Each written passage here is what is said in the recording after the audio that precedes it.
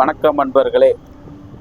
சித்தர்களால் உருவாக்கப்பட்ட சூட்டுக்கோள் மாயாண்டி சித்தர் திருப்பரங்குன்றத்தில் காகபுஜண்ட மலையில் பால தண்டாயுதபாணி என்று பழனி மலையில் இருக்கக்கூடிய முருகனை இங்கு கொண்டு வந்து பூஜித்து அவர் அனுசரணமும் வரக்கூடிய பக்தர்களுக்கு தீய விளைவுகள் ஏற்படுத்தாமல் நல்ல விளைவுகள், நல்ல வாழ்க்கையில் வெற்றியும் எடுத்த காரியங்கள் வெற்றி அடைய வேண்டும் என்பதற்காக சூட்டுக்கோள் என்று சொல்லக்கூடிய அந்த சக்தியை பயன்படுத்தி வரக்கூடிய பக்தர்களுக்கு, குழந்தை இல்லாதவர்களுக்கு குழந்தையும், கல்யாணம் முடியாதவர்களுக்கு திருமண பாக்கியத்தையும் மற்றும் வீடு வாசல் இல்லை என்று கவலைப்படக்கூடியவர்களுக்கு வீடு வாசலை அமைத்து அவர் வாழ்க்கை உயர்வதற்கு அற்புதமான ஒரு காட்சி தந்த முருகனாக இந்த கோயில் விளங்குகிறது.